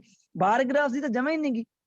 ਬਾਰ ਸਰ ਗ੍ਰਾਫ ਦੇ ਉਦਾਂ ਵਿੱਚ ਨਹੀਂ ਜਿੱਦਾਂ different type of sentences use ਹੁੰਦੇ ਨੇ ਫੋਲੋਡ ਬਾਈ ਰਿਸਪੈਕਟਿਵਲੀ, ਉਦਾਂ ਦੀ ਕਹਿੰਦੇ ਆ। ਉਹ ਜਿਹੜਾ ਪਰਫਾਰਮਾ ਮੈਂ ਤੁਹਾਨੂੰ ਸੈਂਡ ਕਰਨ ਦੀ ਕਹਿੰਦੀ ਕੋਸ਼ਿਸ਼ ਕਰੂੰਗਾ, ਡੋਂਟ ਵਰੀ। ਕੱਲ ਆਪਾਂ ਫਿਰ ਡਿਸਕਸ ਕਰ ਲਾਂਗੇ ਉੱਤੇ।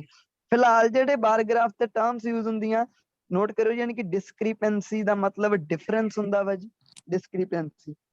ਤੇ ਇਹਨਾਂ ਜਿਵੇਂ ਤੁਸੀਂ ਲਾਈਨ ਗ੍ਰਾਫ ਦੇ ਵਿੱਚ ਹਾਈਐਸਟ ਲੋਐਸਟ ਲਿਖਦੇ ਹੋ, ਬਾਰ ਗ੍ਰਾਫ ਦੇ ਵਿੱਚ ਟਰਾਈ ਕਰਿਆ ਕਰੋ ਮੈਕਸਿਮਮ ਮਿਨੀਮਮ ਟਰਮਾਂ, ਮੈਕਸਿਮਮ ਕਿਹੜੀ ਆ ਤੇ ਮਿਨੀਮਮ ਕਿਹੜੀ ਹੈ, ਕਿਉਂਕਿ ਹਾਈਐਸਟ ਤੇ ਲੋਐਸਟ ਤੁਸੀਂ ਲਾਈਨ ਦੇ ਵਿੱਚ ਰੱਖੋ, ਮੈਕਸਿਮਮ ਤੇ ਮਿਨੀਮਮ ਬਾਰ ਦੇ ਵਿੱਚ ਰੱਖੋ। ਡਿਸਕ੍ਰਿਪੈਂਸੀ ਦਾ ਮਤਲਬ ਹੁੰਦਾ ਜੀ ਡਿਫਰੈਂਸ। ਤੇ ਬਾਅਦ ਚੋਂ ਇਹਨਾਂ ਨੂੰ ਕੰਪੈਰੀਜ਼ਨ ਇੱਕ ਦੂਜੇ ਦੇ ਨਾਲ ਕਰਨਾ, ਜਿਵੇਂ ਕੋਮਾ ਪਾ ਕੇ ਵੇਅਰ ਐਸ ਦੇ ਨਾਲ ਕੰਪੈਰੀਜ਼ਨ ਕਰਤਾ ਜੀ। ਕੰਪਾਊਂਡ ਸੈਂਟੈਂਸ ਲਾਉਣੇ, ਜਿਵੇਂ ਕੋਮਾ ਪਾ ਕੇ ਬਟ ਦੇ ਨਾਲ ਕੰਟਰਾਡਿਕਟ ਕਰਵਾਤਾ ਜੀ ਇਹਨਾਂ ਨੂੰ। ਜੇ ਕੋਈ ਚੀਜ਼ਾਂ ਸੇਮ ਆ ਤਾਂ ਸੈਂਟੈਂਸ ਦੀ ਸਟਾਰਟਿੰਗ 'ਚ ਸਿਮਿਲਰਲੀ ਲਾ ਕੇ ਉਹਨਾਂ ਨੂੰ ਸ਼ੋ ਕਰ ਦੇਣਾ, ਪਤਾ ਲੱਗ ਜੂ ਕਿ ਤੁਹਾਡੀ ਪਿਛਲਾ ਚੀਜ਼ ਤੇ ਤੁਹਾਡੀ ਮੂਹਰਲੀ ਚੀਜ਼ ਉਹ ਸਿਮਿਲਰ ਆ। ਜਿਵੇਂ ਇਹਨਾਂ ਦੇ ਵਿੱਚ ਫਾਸਲਾ ਇੱਕੋ ਜਿਹਾ ਹੀ ਆ, ਕੋਈ ਜ਼ਿਆਦਾ ਹੈ ਨਹੀਂ ਵੱਧ ਘੱਟ, ਤਾਂ ਤੁਸੀਂ ਕਹੋਗੇ ਸਿਮਿਲਰਲੀ। ਜਿਵੇਂ 15 ਤੋਂ 25 ਵਾਲਿਆਂ ਦੇ ਵਿੱਚ ਦੋਵਾਂ ਸਾਲਾਂ 'ਚ ਥੋੜਾ ਜਿਹਾ ਡਿਫਰੈਂਸ ਸੀਗਾ, ਉਸੇ ਤਰ੍ਹਾਂ ਹੀ 35 ਤੋਂ। ਤਾਂ ਸਮਝ ਰਹੇ ਹੋ ਨਾ ਤੁਸੀਂ ਕਿਵੇਂ ਨਾਲ ਕਨੈਕਟ ਕਰਨਾ ਜੀ? Yes sir. ਸਮਝ ਲੱਗ ਗਈ ਜੀ? ਆਹ ਚੀਜ਼ਾਂ ਵੈਰਾਈਟੀਆਂ ਦੇ ਵਿੱਚ ਸ਼ੋ ਕਰ ਦਿਓ। ਓਕੇ ਨਾਲ ਜਿਹੜੇ ਵਰਡ ਨੋਟ ਕਰਿਓ ਜੀ। ਤੇ ਜਿਹੜੇ ਵਰਡ ਆ ਜੀ ਇਹਨਾਂ ਦਾ ਤੁਸੀਂ ਮੀਨਿੰਗ ਦੇਖ ਕੇ ਦੀ ਐਗਜ਼ਾਮਪਲ ਵੀ ਨਾਲ ਲਿਖਣੀ ਹੈ ਜੀ, ਤੇ ਹੋ ਸਕੇ ਤਾਂ ਗਰੁੱਪ ਦੇ ਵਿੱਚ ਸ਼ੇਅਰ ਵੀ ਕਰਨੀ, ਤਾਂ ਕਿ ਪਤਾ ਲੱਗੇ ਕਿ ਕਿਹਨੇ ਕਿਵੇਂ ਕਿੰਨਾ ਵਧੀਆ ਡਾਟਾ ਇਕੱਠਾ ਕੀਤਾ ਜੀ। ਤਾਂ ਨੋਟ ਕਰਿਓ ਜੀ ਇਹਨਾਂ ਨੂੰ, ਤੁਸੀਂ ਇਹਨਾਂ ਨੂੰ ਸਰਚ ਕਰਕੇ ਕਿੱਥੇ ਯੂਜ਼ ਹੁੰਦੇ ਆ ਜੀ। ਪਹਿਲਾ ਵਰਡ ਐਗਜ਼ੋਟਿਕ, ਐਡਜੈਕਟਿਵ ਹੈ ਜੀ, ਇਹ ਥੋੜਾ ਮੋਟਾ ਮੈਂ ਤੁਹਾਨੂੰ ਦੱਸ ਦਿੰਦਾ, ਐਡਜੈਕਟਿਵ ਐਗਜ਼ੋਟਿਕ। ਦੂਸਰਾ ਵਰਡ ਜੀ ਕਿ ਜਿਓਪਰਡਾਈਜ਼, ਰਾਈਟਿੰਗ ਟਾਸਕ 2 ਦੇ ਵਿੱਚ ਯੂਜ਼ ਹੋਣ ਵਾਲੀ ਚੀਜ਼ ਹੈ ਜਿਓਪਰਡਾਈਜ਼, ਵਰਬ ਹੈ ਜੀ ਇਹ। ਤੀਸਰੇ ਨੰਬਰ ਤੇ ਜੋ ਤੁਹਾਡਾ ਵਰਡ ਹੈ ਜੀ ਉਹ ਹੈ ਜੀ ਪੋਰਟੇਬਲ, ਪੋਰਟੇਬਲ ਐਡਜੈਕਟਿਵ ਹੈ ਜੀ ਇੱਕ। ਐਡਜੈਕਟਿਵ। ਚੌਥੇ ਨੰਬਰ ਤੇ ਤੁਹਾਡਾ ਜੋ ਵਰਡ ਹੈ ਜੀ ਉਹ ਜਿਹੜਾ ਹੁਣੀ ਲਿਖਾਇਆ ਡਿਸਕ੍ਰਿਪੈਂਸੀ, ਇਹਦਾ ਮਤਲਬ ਹੁੰਦਾ ਡਿਫਰੈਂਸ। ਨਾਉਨ ਆਇਆ ਇੱਕ, ਜਿਹਦਾ ਮਤਲਬ ਹੁੰਦਾ ਡਿਫਰੈਂਸ, ਅੰਤਰ। ਪੰਜਵੇਂ ਨੰਬਰ ਤੇ ਵਰਡ ਦੇਖੀਏ ਜੀ ਤਾਂ ਕੰਪਲਾਈ ਵਿਦ। ਕੰਪਲਾਈ ਵਿਦ, ਤਾਂ ਇਹਨਾਂ ਦੇ ਤੁਸੀਂ ਮੀਨਿੰਗ ਜੋ ਹੈ ਜੀ ਉਹ ਫਾਈਂਡ ਆਊਟ ਕਰਨੇ ਆ ਜੀ। ਕੰਪਲਾਈ ਇੱਕ ਵਰਬ ਹੈ ਜੀ, ਤੇ ਕੰਪਲਾਈ ਵਿਦ ਇੱਕ ਫਰੇਜ਼ਲ ਵਰਬ ਵੀ ਇਹਨੂੰ ਕਹਿ ਦਿੰਦੇ ਆ। ਵੈਸੇ ਕੰਪਲਾਈ ਇੱਕ ਵਰਬ ਆ ਖੁਦ ਦੇ ਵਿੱਚ।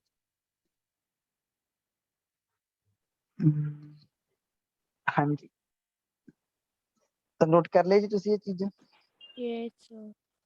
ਹੋ ਗਏ ਨੋਟ ਜੀ। ਇਹਨਾਂ ਨੂੰ ਕੀ ਕਰਨਾ, ਇਹਨਾਂ ਦਾ ਮੀਨਿੰਗ ਜਾਣਨਾ ਜੀ। ਮੀਨਿੰਗ ਜਾਣਨ ਤੋਂ ਬਾਅਦ ਚੋਂ ਇਹਨਾਂ ਦੀਆਂ ਐਗਜ਼ਾਮਪਲਾਂ ਲਿਖਣੀਆਂ। ਕੋਲੋਕੇਸ਼ਨ ਤੁਸੀਂ ਇਹ ਚੀਜ਼ ਦਾ ਪਤਾ ਲਾਉਣਾ ਕਿ ਐਗਜ਼ੋਟਿਕ ਵਰਡ ਆ ਜਿਹੜਾ ਉਹ ਕਿਵੇਂ ਕਿਵੇਂ ਯੂਜ਼ ਹੁੰਦਾ ਵਾ, ਮੈਂ ਉਹਨੂੰ ਕਿਹੜੇ ਨਾਉਨ ਦੇ ਮੂਹਰੇ ਰੱਖ ਸਕਦਾ ਵਾਂ। ਕਿਉਂਕਿ ਐਡਜੈਕਟਿਵ ਦੀ ਪਲੇਸ ਕੀ ਹੁੰਦੀ ਹੈ ਜੀ, ਐਡਜੈਕਟਿਵ ਦੀ ਪਲੇਸ ਜਾਂ ਤਾਂ ਨਾਉਨ ਤੋਂ ਪਹਿਲਾਂ ਹੁੰਦੀ ਹੈ ਜੀ, ਤੇ ਜਾਂ ਫਿਰ ਹੈਲਪਿੰਗ ਵਰਬ ਤੋਂ ਬਾਅਦ ਚੋਂ ਆਉਂਦੀ ਆ। ਆਪਾਂ ਸੈਚਰਡੇ ਗ੍ਰਾਮਰ ਤੇ ਲੈਕਚਰ ਲਾਵਾਂਗੇ, ਉਹਦੇ ਵਿੱਚ ਨਿੱਕੀਆਂ ਨਿੱਕੀਆਂ ਚੀਜ਼ਾਂ ਕਲੀਅਰ ਹੋ ਜਾਣਗੀਆਂ। ਪਰ ਤੁਸੀਂ ਦੇਖਣਾ ਕਿ ਐਗਜ਼ੋਟਿਕ ਐਗਜ਼ਾਮਪਲਾਂ ਤੁਸੀਂ ਜਿਹੜੀਆਂ ਦੇਖੀਆਂ ਉਹ ਕਿਹਦੇ ਨਾਲ ਫਿੱਟ ਹੁੰਦਾ ਦੇਖਿਆ ਜੀ, ਤੇ ਰੀਡਿੰਗ ਦੇ ਵਿੱਚੋਂ ਵਰਡ ਲਿਆ ਗਿਆ ਜੀ। ਤੇ ਜਿਓਪਰਡਾਈਜ਼ ਇੱਕ ਰਾਈਟਿੰਗ ਟਾਸਕ 2 ਦੇ ਪੁਆਇੰਟ ਆਫ View ਤੋਂ ਬਹੁਤ ਵਧੀਆ ਜੀ। ਪੋਰਟੇਬਲ ਵਰਡ ਸਪੀਕਿੰਗ ਰਾਈਟਿੰਗ ਦੋਨਾਂ ਦੇ ਪੁਆਇੰਟ ਤੋਂ ਬਹੁਤ ਵਧੀਆ। ਡਿਸਕ੍ਰਿਪੈਂਸੀ ਟਾਸਕ 1 ਖਾਸ ਕਰਕੇ ਬਾਰਗ੍ਰਾਫ ਦੇ ਪੁਆਇੰਟ ਆਫ View ਤੋਂ। ਕੰਪਲਾਈ ਵਿਦ ਅਗੇਨ ਟਾਸਕ 2 ਦੇ ਪੁਆਇੰਟ ਆਫ View ਤੋਂ। ਕਲੀਅਰ ਹੈ ਜੀ ਸਾਰਿਆਂ ਨੂੰ? ਹਾਂਜੀ ਸਰ, ਇੱਕ ਆਪਾਂ ਕੱਲ ਵਰਡ ਕੀਤਾ ਸੀ ਨਾ ਹੈਂਪਰ, ਹਾਂਜੀ ਸਰ ਉਹ ਗਿਫਟ ਦੇ ਮਤਲਬ ਮੋਟਿਵ ਤੋਂ ਤਾਂ ਸਮਝ ਆ ਗਿਆ, ਤੇ ਉੱਥੇ ਇੱਕ ਮੀਨਿੰਗ ਹੋਰ ਸੀ ਉਹ ਸਮਝ ਨਹੀਂ ਆਇਆ ਜਿਹੜਾ ਉਹਦਾ ਫਸਟ ਮਤਲਬ ਮੀਨਿੰਗ। ਹੁੰਦਾ ਰੁਕਾਵਟ ਪਾ ਦੇਣਾ ਜੀ, ਕਿਸੇ ਚੀਜ਼ ਨੂੰ ਸਟਾਪ ਕਰਨਾ। ਸਰ ਮਤਲਬ ਇੰਪੀਡ ਦਾ ਸਿਨੋਨੀਅਮ ਹੋ ਗਿਆ ਉਹ? ਇੰਪੀਡ ਦਾ, ਬਿਲਕੁਲ ਜੀ, ਠੀਕ ਹੈ ਸਰ। ਇੰਪੀਡ। ਸਮਝੇ? ਹਾਂਜੀ ਕਿਸੇ ਸਰ ਚੀਜ਼ ਨੂੰ ਹਿੰਡਰ ਦਾ stop ਮਤਲਬ ਵੀ ਰੁਕਾਵਟ ਪਾ ਦੇਣੀ ਹੁੰਦਾ। ਹਿੰਡਰ ਦਾ ਮਤਲਬ ਇਹੀ ਹੁੰਦਾ ਜੀ, ਹਿੰਡਰ। ਬਿਲਕੁਲ ਜੀ, ਸਮਝ ਗਏ? ਕੱਲ ਆਪਾਂ ਇੱਕ ਵਰਡ ਹੋਰ ਕੀਤਾ ਸੀ ਐਕਸਟੈਂਸਿਵ। ਹਾਂਜੀ, ਐਕਸਟੈਂਸਿਵ। ਇਹਦਾ ਮਤਲਬ ਸੀਗਾ ਵਿਆਪਕ। ਇਸ ਦਾ ਮਤਲਬ ਕਿਵੇਂ ਯੂਜ਼ ਕਰ ਇਹਦਾ ਸਕਦੇ ਆਪਾਂ ਮਤਲਬ ਇਹਨੂੰ? ਜਿਹੜੀ ਚੀਜ਼ ਯਾਨੀ ਕਿ ਬਿਗਰ ਲੈਵਲ ਤੇ ਹੋਵੇ ਉਹਨੂੰ ਆਪਾਂ Massive। ਐਕਸਟੈਂਸਿਵ ਲੈਵਲ ਤੇ ਹੋਵੇ ਜੀ। ਵਿਸ਼ਾਲ ਹੋਵੇ ਕਿਤੇ, ਵਿਸ਼ਾਲ, ਬਹੁਤ ਵੱਡਾ। ਬਿਲਕੁਲ ਹਾਈ ਲੈਵਲ ਤੇ। ਜਿਵੇਂ ਹਿਊਜ ਏਰੀਆ, ਐਕਸਟੈਂਸਿਵ ਏਰੀਆ। ਹਾਂ, ਪਰ ਇਹਦੀਆਂ ਤੁਸੀਂ ਕੋਲੋਕੇਸ਼ਨਸ ਚੈੱਕ ਕਰਨੀਆਂ, ਠੀਕ ਹੈ ਨਾ? ਹਾਂਜੀ ਇਹਨਾਂ ਦੀਆਂ ਤੁਸੀਂ ਸਾਰਿਆਂ ਨੇ ਕੋਲੋਕੇਸ਼ਨਸ ਜ਼ਰੂਰ ਚੈੱਕ ਕਰਿਆ ਕਰਨੀਆਂ ਜੀ, ਵੀ ਇਹ ਕਿੱਥੇ ਕਿੱਥੇ ਐਗਜ਼ਾਮਪਲਾਂ ਦੇ ਵਿੱਚ ਕਿਵੇਂ ਕਿਵੇਂ ਵਰਡ ਨੂੰ ਯੂਜ਼ ਕੀਤਾ ਹੈ। ਐਕਸਟੈਂਸਿਵ ਬਿਜ਼ਨਸ ਦੇ ਨਾਲ ਵੀ ਲਾ ਸਕਦੇ ਸਰ। ਐਕਸਟੈਂਸਿਵ ਬਿਜ਼ਨਸ, ਬਿਲਕੁਲ ਜੀ, ਵੱਡੇ ਬਿਜ਼ਨਸ ਜਿਹਨਾਂ ਨੂੰ ਆਪਾਂ ਕਹਿੰਦੇ ਹਾਂ, ਸਮਝ ਗਏ ਨਾ? ਆ ਨਵੇਂ ਵਰਡ ਕਰ ਲਿਓ ਵਿੱਚ ਐਡ। ਇਹਦੇ ਤੇ ਮੈਂ ਇੱਕ ਬਣਾਇਆ ਸੀ ਸੈਂਟੈਂਸ ਸਰ। ਹਾਂਜੀ, ਤੁਸੀਂ ਗਰੁੱਪ 'ਚ ਹੀ ਸੈਂਡ ਕਰਿਓ ਸੈਂਟੈਂਸ, ਠੀਕ ਹੈ ਨਾ ਜੀ? He have extensive business of gold। ਹਾਂਜੀ ਠੀਕ ਹੈ। He ਹਾਂ, ਸਹੀ have ਹੈ, ਬਿਲਕੁਲ।